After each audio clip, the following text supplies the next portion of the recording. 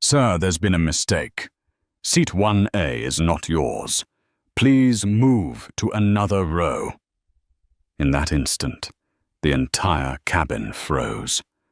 Every eye turned toward the man seated in the front row, Dr. Adrian Cole, 40, 5 years old. A tailored Savile Row suit framed his broad shoulders. A Patek Philippe glinted under the warm cabin light. But to the flight attendant standing before him, none of that mattered. To her, Adrian was simply a passenger who did not belong. He did not flare up, did not frown. He only raised his head slightly, eyes deep enough to pierce through the soul of the one confronting him. What he felt was not surprise, but the weary fatigue of a man far too accustomed to skeptical glances, to hearing the same question over and over his entire life. Do you really belong here?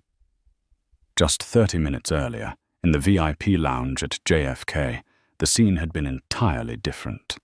The clink of crystal glasses, murmurs about yachts in Monaco, the whisper of expensive cashmere fabric, all of it blended into a symphony of the elite.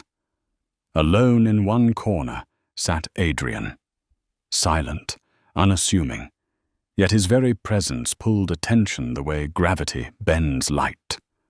At 45, Adrian carried the aura of a man who had faced the world and won. Solaritech, the company he built from nothing, had transformed the global energy industry. Its solid-state batteries were not just technology, they were a declaration of war against the fossil fuel era. In Frankfurt, a contract worth billions awaited his signature, a single stroke of the pen that would rewrite the future. And yet, even with all that glory, Adrian understood one cold truth. The first impression others had of him was never CEO, never pioneer. It was simply the face of a black man in a pristine white room. When the boarding call was announced, Adrian calmly gathered his papers. Every movement radiated a stillness that bordered on defiance. The gate agent glanced at his name, her eyes flickering with surprise before her tone shifted abruptly. "Have a pleasant flight, Dr. Cole." He nodded without expression. First class opened like another world, wide leather seats, amber light, the subtle scent of oak polished into every detail. Adrian stowed his case, settled into seat 1A, the most prestigious position in the cabin. He exhaled softly. To him, the seat was no symbol. It was simply a place to focus on the deal that would transform an industry. A flight attendant approached, blonde hair pinned neatly, a forced smile. The name tag read, Linda Marsh, 48. "Would you care for a pre-flight drink, sir?" Her tone was clipped, courtesy stretched to its limit. "Just water. Room temperature," Adrian answered evenly, his voice low and steady.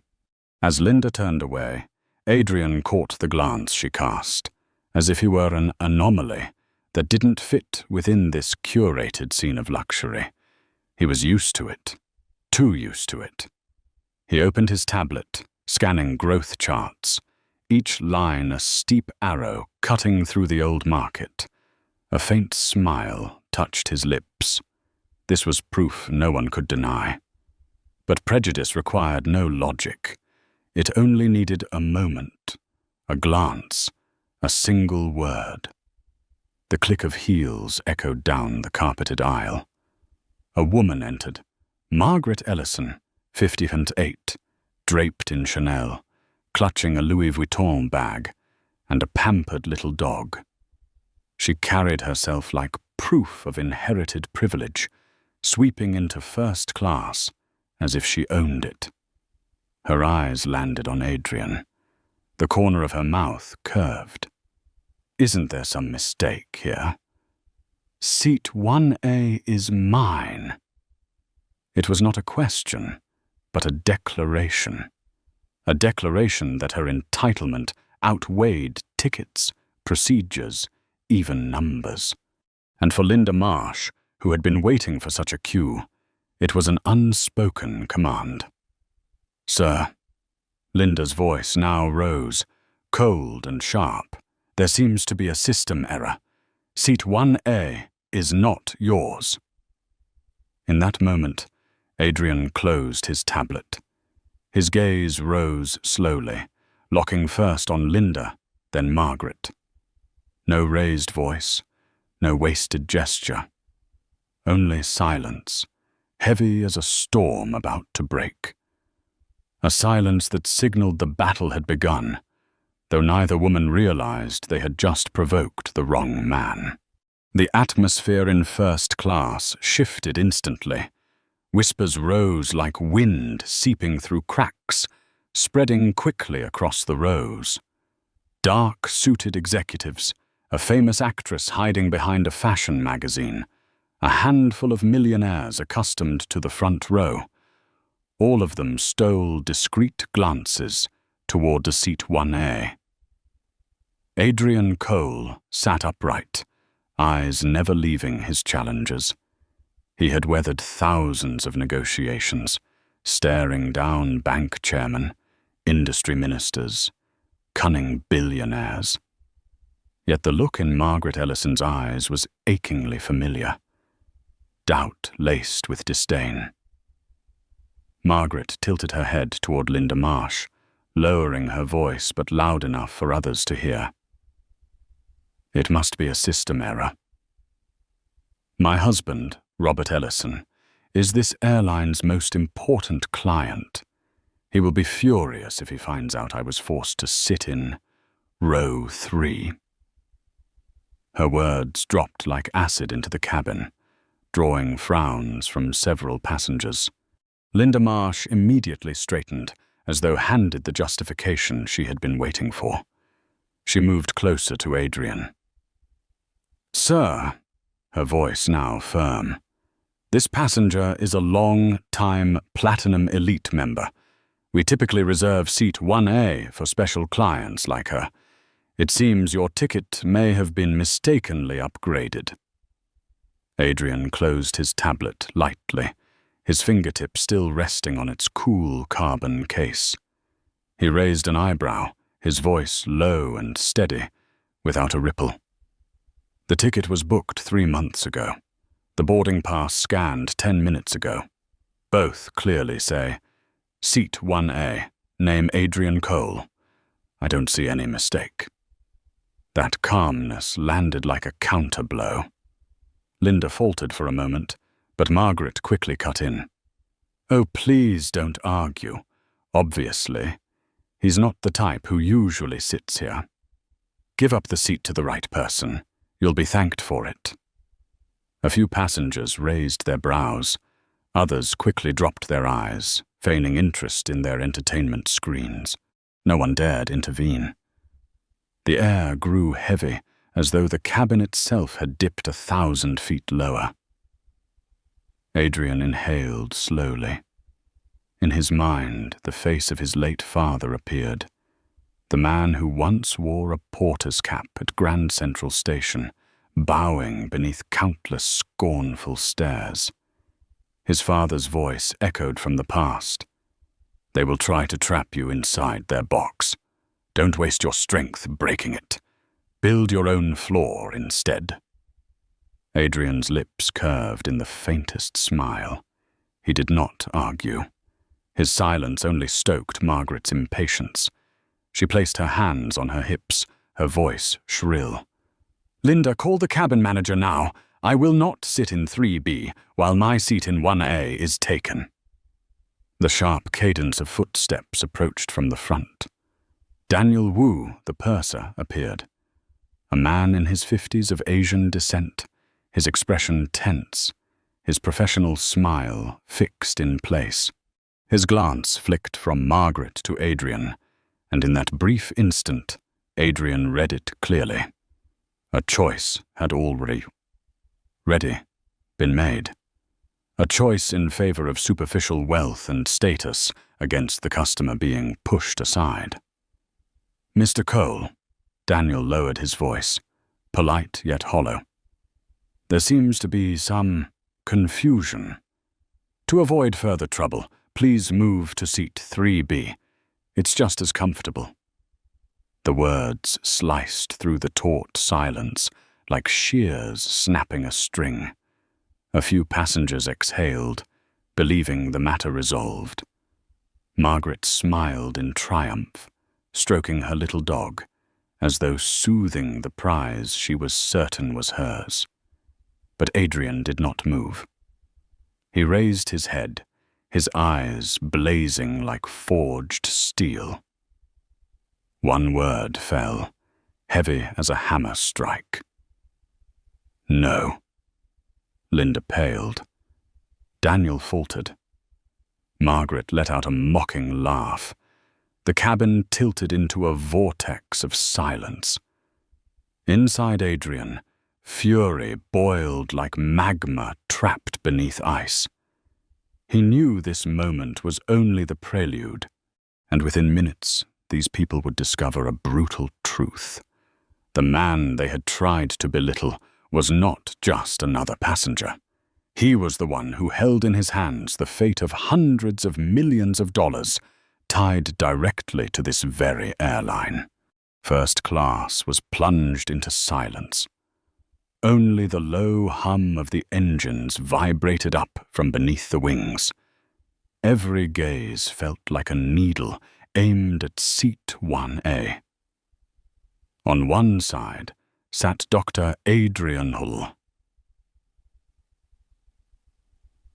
Posture unshakable, his single word "no" still reverberating in everyone's ears. On the other was Margaret Ellison, her cheeks flushed with triumph, convinced that her husband's social power would crush any resistance. Chief Flight Attendant Linda Marsh gripped her serving tray. Her face flushed red.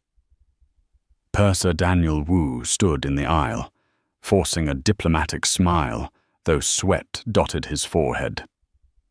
"Mr. Cole," Daniel said, voice raised in an attempt to reassert control.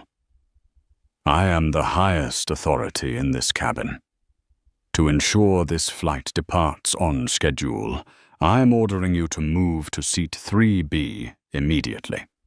If you refuse, I will be forced to call airport security."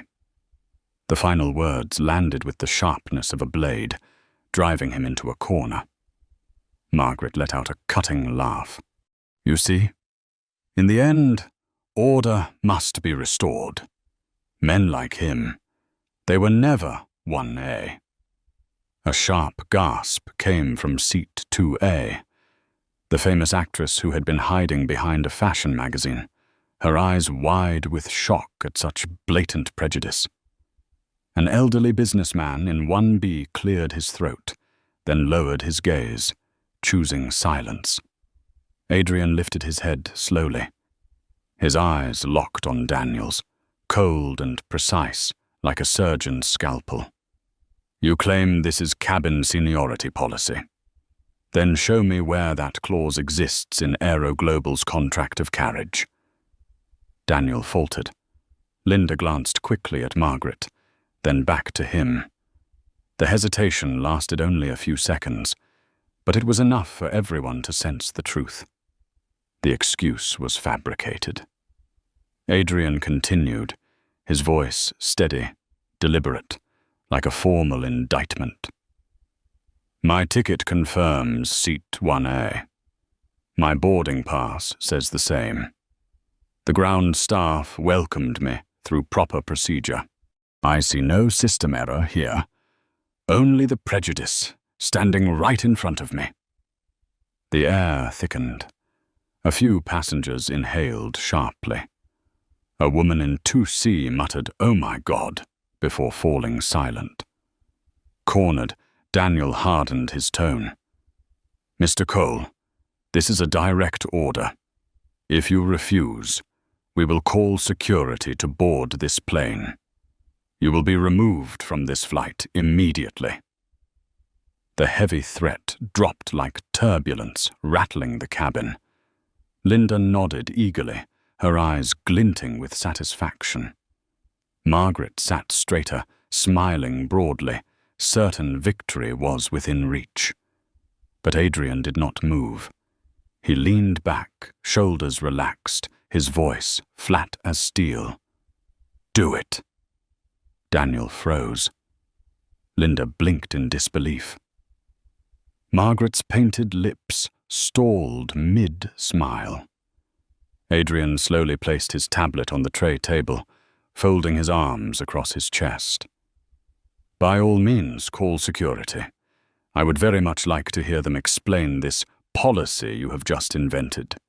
And I am even more interested to know what the CEO of Aero Global will think when he hears his staff humiliated a passenger under such a ridiculous pretense." For several seconds the cabin went deathly still. His words were not loud, but their weight shook the air. Daniel swallowed hard. Linda's face drained of color. Margaret bit back her fury, fingers clutching the handle of her Louis Vuitton bag until her knuckles turned white. Adrian lowered his head and closed his eyes briefly, as though finishing a file on his desk. But in his mind, a storm was gathering. He knew that with a single, simple action, one message, he could shift the fate of every person standing before him. And they, all of them, still had no idea that they were playing a game of power against the wrong opponent. The atmosphere in first class was tight as a drawn bowstring. Everyone waited for the sound of security's footsteps, waited to see the spectacle of a black man in a suit being dragged from his seat. But to their surprise, Dr. Adrian Cole opened his eyes, his pupils gleaming like polished steel. He gave a slight nod, his voice deep, drained of all emotion. "Very well. If that is what you want, I will move to 3B. A collective sigh of relief rippled through the cabin. Daniel Wu saw a way out and nodded eagerly. Linda Marsh beamed, quickly pulling a carry on aside to clear the space.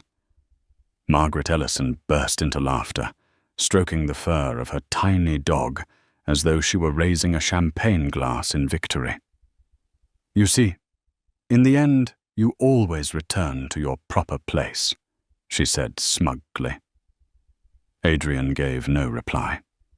He rose slowly, every movement deliberate and calm. He lifted his tablet, but left his carbon fiber suitcase in the overhead bin above seat 1A. Left there on purpose. A small detail, like planting a flag on conquered ground, unnoticed by anyone in the cabin. He walked to seat 3B and sat down without glancing at Margaret once. She immediately sprawled into seat 1A, stretching her legs, slipping off her shoes, signaling Linda to bring the finest champagne. Her smile widened, as if the universe had just been restored to its old order. The other passengers began whispering. A few sympathetic glances flickered toward Adrian, but quickly retreated. No one wanted involvement. No one wanted to be the one to delay the flight. Meanwhile, Adrian sat still, his hands resting lightly on his knees. Outside, luggage carts rattled and the engines rumbled, preparing to taxi. But in his mind, every moment slowed, solidifying like molten glass. He drew a small phone from his inner pocket. Not the company issued one, but his private line, reserved for contacts only a few possessed. His fingers moved quickly, decisively. A short message appeared. Richard, on flight AG714, my seat 1A, was stripped from me by flight attendant Linda Marsh and purser Daniel Wu, given instead to passenger Margaret Ellison. They cited cabin seniority. Is this a new Aero Global policy? I need to know, before deciding whether Solara Tech will proceed with the $200 million global contract with the airline. Adrian. He attached a photo of his boarding pass. Adrian Cole, seat 1A. An irrefutable piece of evidence. His finger pressed send. The message vanished, traveling straight to the personal device of Richard Hale, CEO of Aero Global Airlines. The very man Margaret had threatened to call to complain about the passenger she so casually dismissed. Adrian placed the phone down on the tray table, opened an in-flight magazine, and flipped to a random page. Outside, the engines thundered louder. The pilot's voice announced preparations for taxi. The passengers sighed with relief, convinced the ordeal was over. But Adrian alone knew. The true game had only just begun. His retreat had been the trap, a snare waiting for the crew and the Ellison family to stumble headlong into. In seat 1A, Margaret raised her champagne, laughter still dripping from her lips. At last, everything is as it should be. But in seat 3B, Adrian Cole sat motionless, the faint curve of a smile at his lips. Not the smile of defeat, but of a man who had already cast his net, waiting only for the fish to bite. First class slowly regained its usual rhythm. Margaret Ellison's laughter rang out, drowning the soft hum of the engines as they warmed. Linda Marsh bent over to pour more champagne, her eyes gleaming as though she had just restored order to the entire world. Purser Daniel Wu quietly adjusted his watch, his chest swelling with relief. He believed the storm had passed. Only Dr. Adrian Cole remained still in seat 3B, his eyes scanning the words on a glossy magazine page, while his mind drifted elsewhere. He knew it was only a matter of time. More than 1,000 miles away, in the glass tower headquarters of Aero Global in Chicago, Richard Hale's private phone buzzed. The screen lit up with a name that made his stomach tighten. Adrian Cole.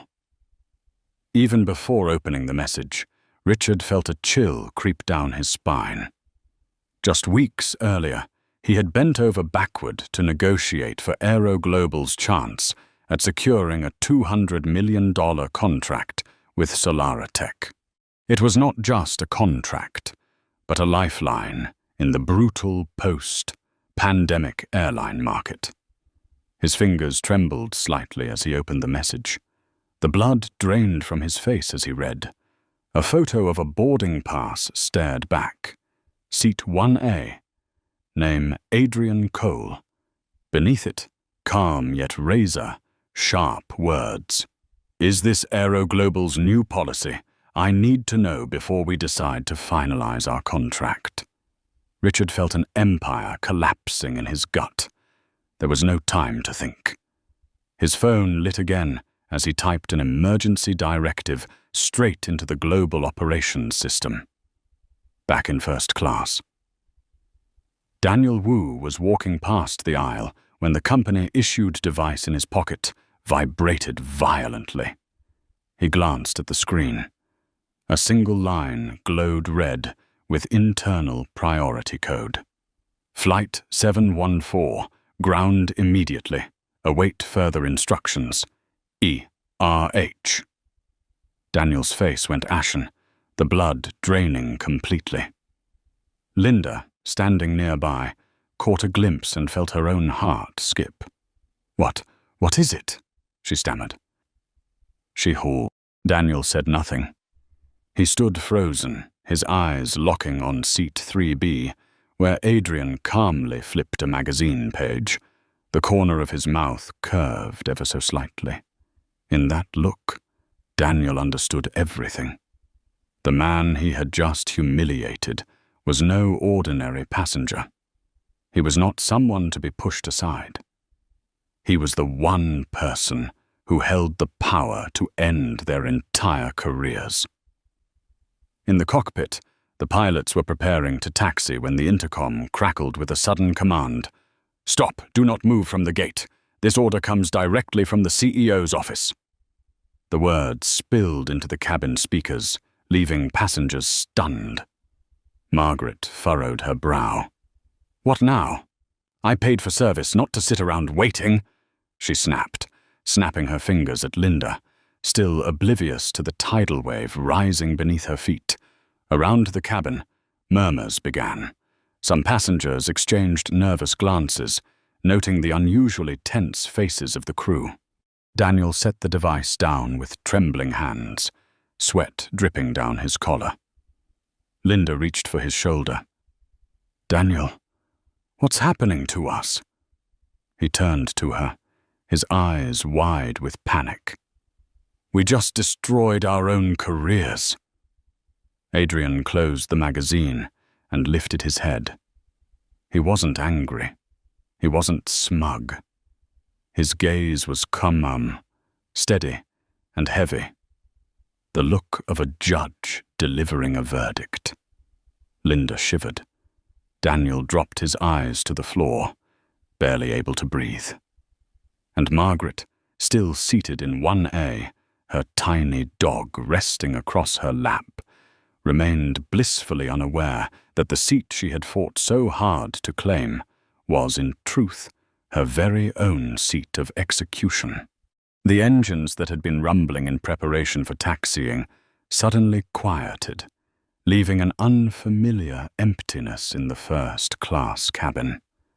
Passengers glanced around in confusion, whispering to each other.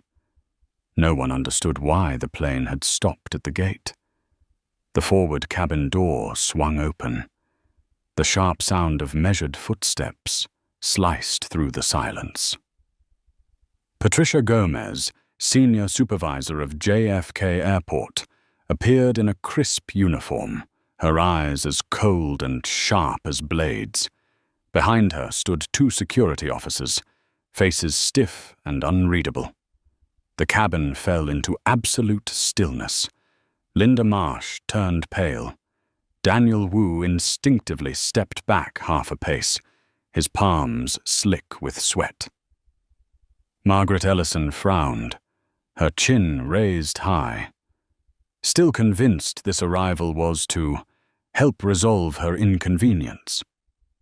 Patricia stopped in the aisle, her voice icy, each word dropping like a hammer. "Purser Daniel Wu. Lead Flight Attendant Linda Marsh. By direct order from the CEO's office of Aero Global, you are hereby terminated, effective immediately. Hand over your company IDs and leave the aircraft at once." The word terminated cracked through the cabin like thunder. Linda's mouth fell open, clutching her serving tray, stammering, This can't be. We only—" Patricia did not let her finish. "Reason. Gross violation of company policy, causing irreparable damage to a strategic client relationship. You are no longer employees of Aero Global as of this moment." The cabin seemed to stop breathing. A few passengers quickly pulled out their phones, pretending to be busy to avoid being pulled into the storm. Daniel's hands shook as he unclipped his ID badge. He fumbled so badly he could barely remove it, finally dropping it limply into Patricia's hand, his eyes vacant, the look of a man who had lost everything. Linda broke down, sobbing, pleading. "Please let me explain. It wasn't my fault. I was just following." Her voice cracked, but Patricia remained cold as stone. "Security, escort them out. No disturbance." The two officers stepped forward immediately. Linda screamed in despair, her cries echoing as she was led away like a criminal. Daniel trudged behind, each step heavy as stone. Passengers watched in stunned silence. Never in their lives had they seen flight attendants dismissed in front of customers before takeoff. Margaret stared, dumbstruck, not yet grasping what had just happened. She forced a brittle laugh, raising a hand toward Patricia. "Wait, I'm the one who needs an explanation. My husband is Robert Ellison. Patricia never lowered her gaze. She walked right past Margaret, as if she were nothing more than a troublesome passenger. Margaret's world cracked in that instant.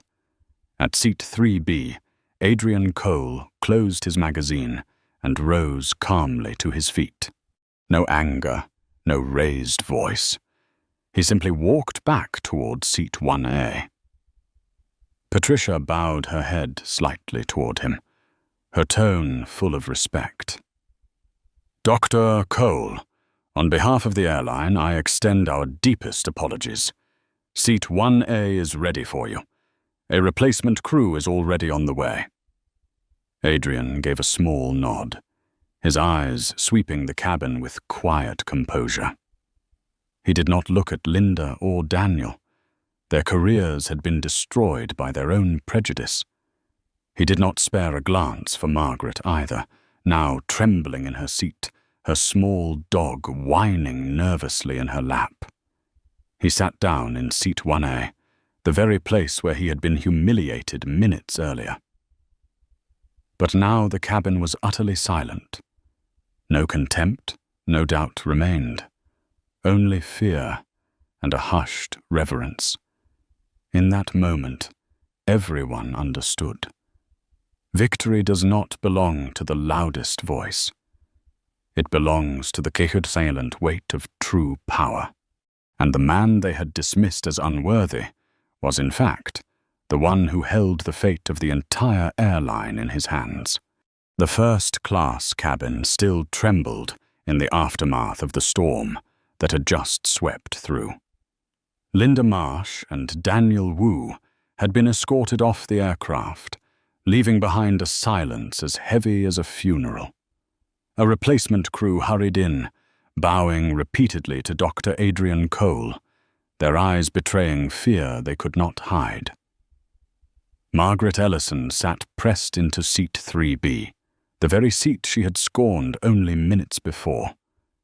Her carefully made-up face was now pale, her hands trembling as they stroked the tiny dog in her lap. She knew the tidal wave that had crashed down was not yet the end. Meanwhile, Adrian calmly slipped on his headphones and opened his tablet. He connected to the satellite link and initiated an emergency conference. Within seconds, 4 windows appeared on the screen. Sarah Jenkins, CFO, her eyes sharp and unyielding. Ben Carter, General Counsel, his brow furrowed tight. Michael Tanaka, COO, always decisive in tone. And Alicia Brooks, Head of Human Resources, her expression heavy with doubt. "Adrian, what is happening?" Sarah spoke first, her voice urgent. "Your emergency text made us think there was a technical issue, but then we saw the leaked report from Aero Global. Oh my God!" Adrian recounted everything in detail, from Linda's condescending look, to Margaret's triumphant smile, to Daniel's threat of removal from the flight. His voice was steady, calm, as though presenting a financial report, but every word landed with the weight of a hammer. Ben Carter clenched his fists, leaning closer to the camera. "So what you're saying is, the Ellison family, the very people we're preparing to acquire, were the ones who triggered this entire incident?" Adrian nodded. Margaret Ellison demanded to take seat 1A, and the entire crew bowed to her whim. The air on the call froze. Each face turned grave. They all understood. The $800 million deal to acquire Ellison Dynamics was no longer just a financial calculation. It had become a question of ethics, culture, and dignity. Alicia Brooks spoke, her voice low but slicing through the silence. We built Solara Tech on fairness and innovation. If we bring the Ellisons in, we invite poison into the DNA of this company. I am opposed. Michael Tanaka nodded instantly. Agreed. We do not need Ellison Dynamics at any cost. Especially after this, they would be a ticking time bomb within our culture. Sarah Jenkins sat in silence for a moment, then tapped her pen hard against the table. Adrian, do you have a formal proposal? We need a vote. Adrian looked directly into the camera. His eyes were cold as ice, his voice decisive. I propose we withdraw entirely from the acquisition of Ellison Dynamics. Effective immediately. Reason, reputational risk, and conflict with our core values. For a moment, the four faces on screen were silent. Then Ben Carter nodded firmly. I support it. I will draft the termination notice and send it to Ellison within 24 hours. One by one, Sarah, Michael, and Alicia raised their hands in agreement. The vote took less than a minute, but the shockwave it unleashed would shatter an empire. Adrian muted his microphone and leaned back into seat 1A. His eyes slid toward Margaret Ellison, who was still trying to hide her desperation behind her layers of makeup. She did not yet know, or perhaps did not dare believe, that a single outburst in a first-class cabin had just cost Ellison Dynamics its final lifeline. High above the ground, before the plane had even left the gate, the death sentence of a dynasty had already been signed in the air.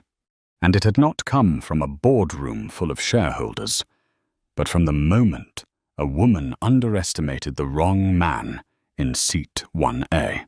Cold rain lashed the Frankfurt runway like needles when flight AG-704 landed. The sky was leaden, streaks of water slicing down the windows like scars. In the first-class cabin, passengers hurried to gather their belongings.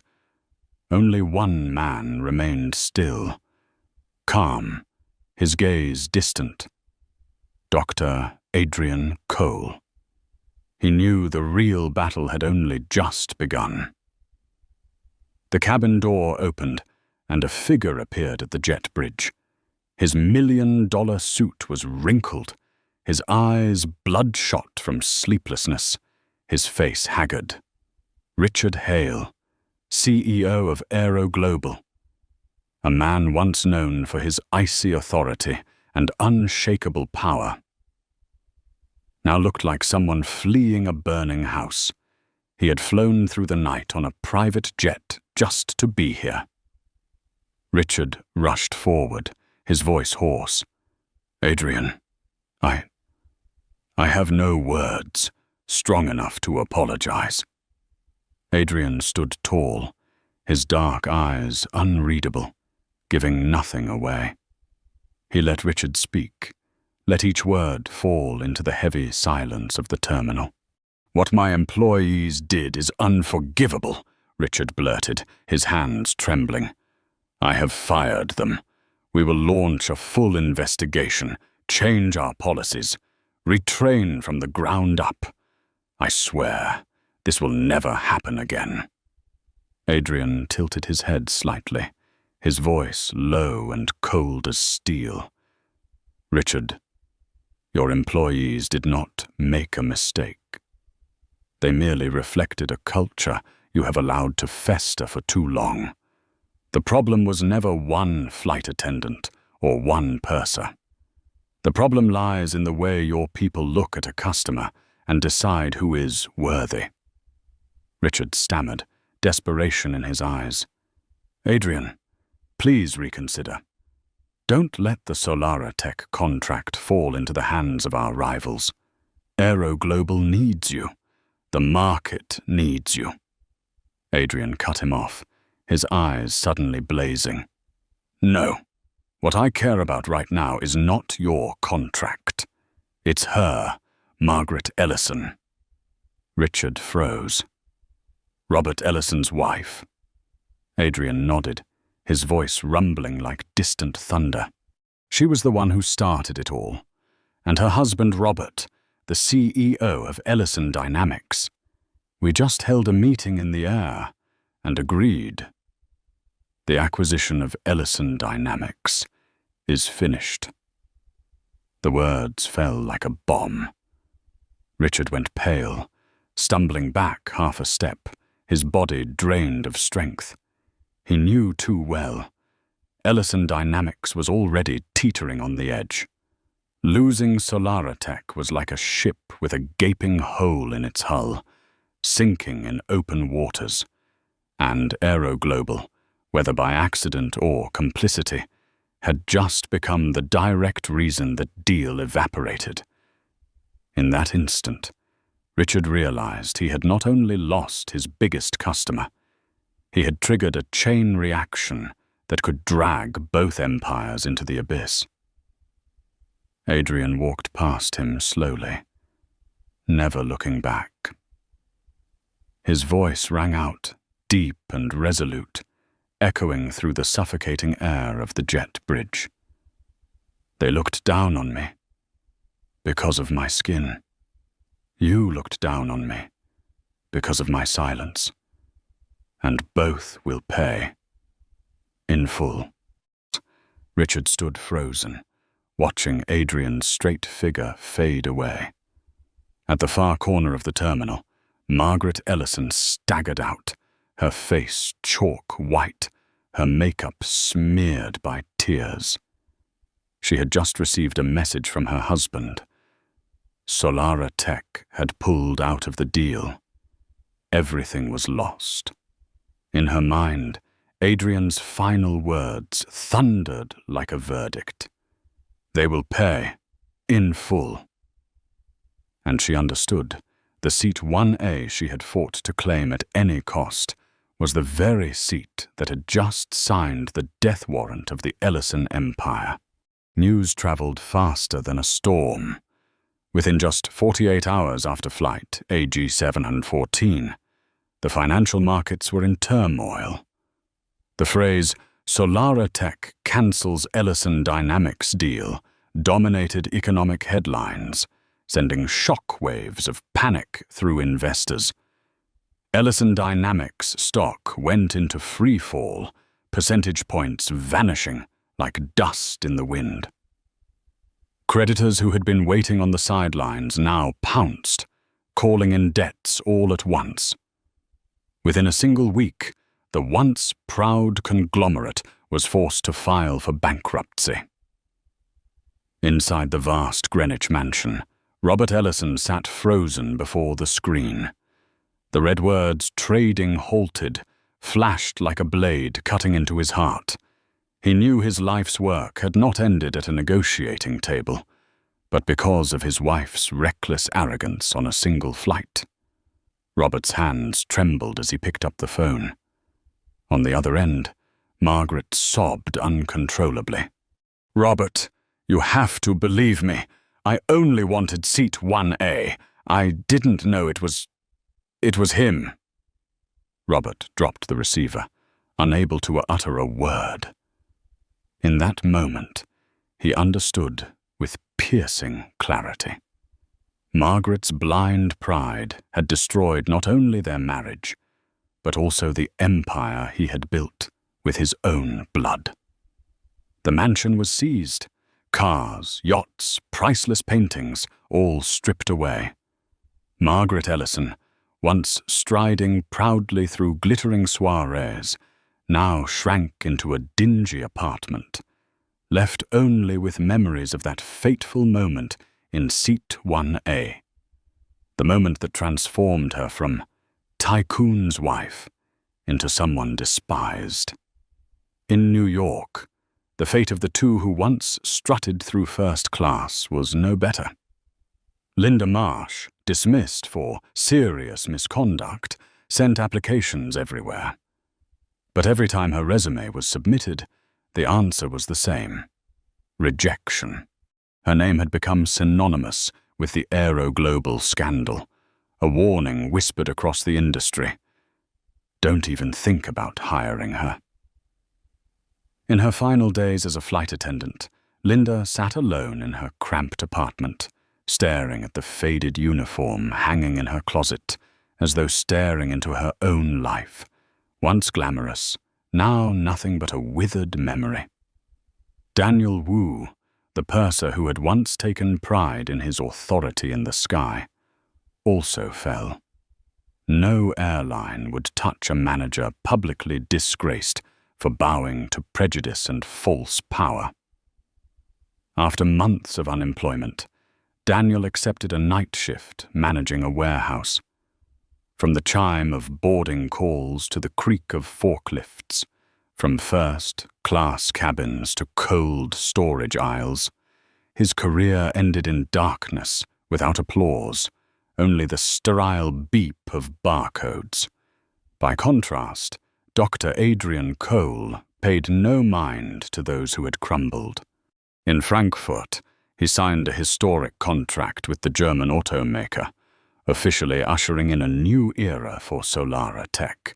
The press hailed him as the man who turned humiliation into power, proof that calm silence can sometimes be the most formidable weapon. Under the flashing cameras, Adrian remained composed. He knew true victory was not found in the downfall of others, but in upholding the values he defended: fairness, dignity, and the strength of integrity. One seat, one moment, one act of disdain.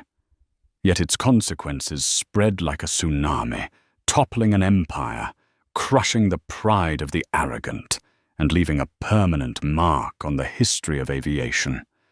And all of it happened because they misjudged the man sitting in seat 1A. 3 months after the scandal, the New York sky glowed under the late autumn sun. From the 80th floor of Solara Tech Tower, Dr. Adrian Cole stood before a vast glass wall, gazing down at the endless stream of cars that pulsed like the city's lifeblood. Below was the chaos, the noise, the stubborn old prejudices woven into every breath. But up here, he was preparing to lay the foundation for something unprecedented. On the obsidian desk before him was not a billion-dollar contract, but an old photograph. His father, William Cole, stood outside Grand Central Station in a faded porter's uniform, arms wrapped around someone else's suitcase, a weary smile on his lips, yet a steady light in his eyes. A man forced to spend his life on society's lowest rung, but who never once surrendered his dignity. Adrian closed his eyes, hearing his father's voice echo through memory. They will try to lock you in a box. Don't waste your strength fighting it. Build your own floor above it. That very day, Aero-Global sent a delegation to Solara Tech Tower, not to sign a mere commercial contract, but to beg Adrian to become a permanent advisor to their board of directors, ensuring that the disaster of discrimination would never repeat itself.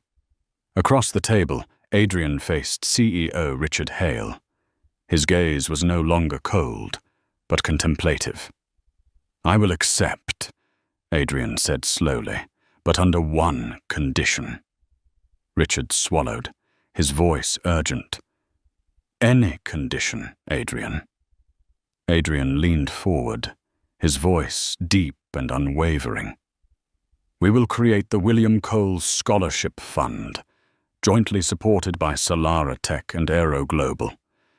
It will be dedicated to young men and women of color, immigrants, those who dream of entering aviation as pilots, engineers, and senior leaders. I don't want to be just a voice in a boardroom. I want the next generation to never have to fight simply to sit in the seat they already paid for. The room fell silent. Then Richard rose, extended his hand, and spoke with a trembling voice. You have given us a chance to make amends, and I promise history will never repeat itself. 1 month later, at the scholarship's public announcement, Adrian stepped to the podium. Hundreds of young faces looked up at him, eyes shining with hope. He told them about his father, about the fateful AG 714 flight, about seat 1A that had once been taken from him, and how that very seat had become a symbol of transformation. Success is not measured by the seat you occupy, Adrian declared, his voice resonating through the hall. It is measured by how you rise when you are pushed down, and by how you use your strength to lift others with you. The hall erupted in thunderous applause, and in that moment, Adrian knew he had turned personal humiliation into a lever powerful enough to shift an entire industry. Meanwhile, in a small apartment on the outskirts of town, Margaret Ellison sat curled by the window, staring at a newspaper with the headline, "William Cole Scholarship Opens New Doors for the Next Generation." She gripped a cheap teacup tightly, pain stabbing her chest. She had once believed seat 1A was a privilege reserved for her. Now she understood. It belonged to those who earned it with dignity and intellect, not to an Ellison name or a VIP card. Back in his office, Adrian stood once more before the glass wall, the autumn winds howling outside. He no longer saw a seat. He saw an entire tower rising, new floors built by him and the generations to come. The skies above were clear. The flight path stretched wide. And from seat 1A, Adrian Cole had left behind a legacy, turning prejudice into motivation, humiliation into change, and silence into to the strength to lift an intergeneration with him. Flight AG 714 may have ended, but its aftershocks still echo. Seat 1A was never just a place on an airplane. It was a test of dignity, of fairness, and of how people choose to treat one another. Dr. Adrian Cole proved that true power does not need to be displayed. It lives in calm silence, yet it is strong enough to change the world. If you believe that dignity will always outweigh privilege, press like on this video. Subscribe so you will not miss the next stories of justice and inspiration, and leave a comment with just 2 words, "right seat," to remind each other that the place we deserve is never anyone else's to take away.